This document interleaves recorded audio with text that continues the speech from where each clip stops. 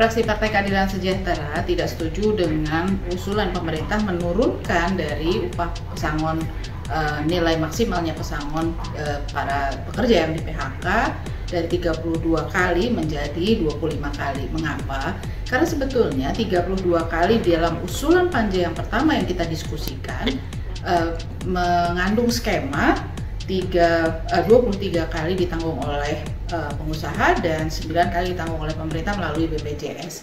Nah, kalau di rata-rata data realnya ternyata yang di PHK itu range-nya antara masa kerja 5 tahun sampai 17 tahun dan maksimal itu sangat tergantung dari lama masa kerja, sehingga kalaupun 17 tahun mereka bekerja hanya mendapatkan 17 kali, dan itu tentu bisa dibagi proporsinya mana yang ditanggung oleh pengusaha, mana yang ditanggung oleh pelaku.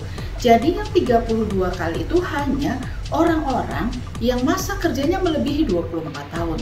Nah, ini kan persoalannya berarti kita kurang tepat di dalam datanya.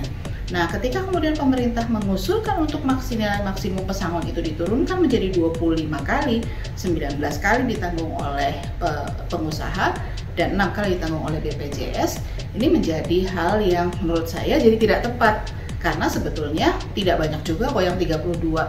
Semua mengatakan bahwa 32 cuma 7% orang yang perusahaan yang mampu. Karena sebetulnya ketika yang di PHK-nya adalah yang usia lama kerjanya di atas 24 tahun dan ini bukan pensiun, tentu sangat berbeda konsepnya. Ketika kemudian ini akan ditanggung oleh jaminan kehilangan pekerjaan JKP oleh BPJS Ketenagakerjaan, yang lebih penting lagi adalah apakah datanya cukup valid, apakah bisa dijamin bahwa mereka semua di cover, dan yang mana yang akan berhenti, mana yang akan PHK. Kita semua tidak mau ada PHK tentunya ya, dan undang-undang ini juga dari awal kita sudah mendorong supaya jangan memudahkan PHK, supaya tidak ada PHK massal. Tapi problemnya adalah bagaimana kemudian bisa mendapatkan data sehingga preminya itu bisa dibayarkan oleh pemerintah dan mewajibkan BPJS Ketenagakerjaan nanti membayarkannya. Premi yang tidak ditanggung oleh pengusaha maupun oleh pekerja tapi ditanggung oleh pemerintah sebagai bagian katakanlah buffernya kesejahteraan, mereka sebutnya begitu, tapi itu tadi persoalannya. Yang berikutnya diberikan pelatihan macam apa, kemudian pada usia berapa, dan diberikan forum untuk mencari pekerjaan yang berikutnya.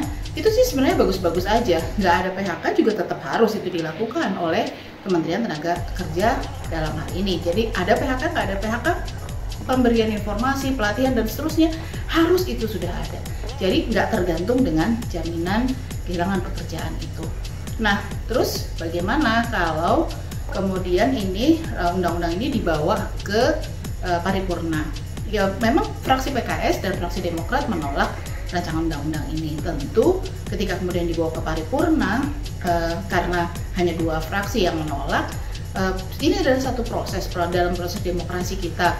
Wajar dalam perancangan undang-undang itu ada yang menolak, ada yang menerima, biasa di dalam demokrasi kita, dan itu adalah kedewasaan berdemokrasi. Ketika dibawa ke paripurna itu bisa menjadi pembahasan kembali, tetapi secara umum kita sudah tahu petanya, siapa yang menolak dan siapa yang menerima. Ini jadi satu proses yang juga kita perlu sadari bersama ya, bahwa ini adalah proses untuk pematangan demokrasi kita.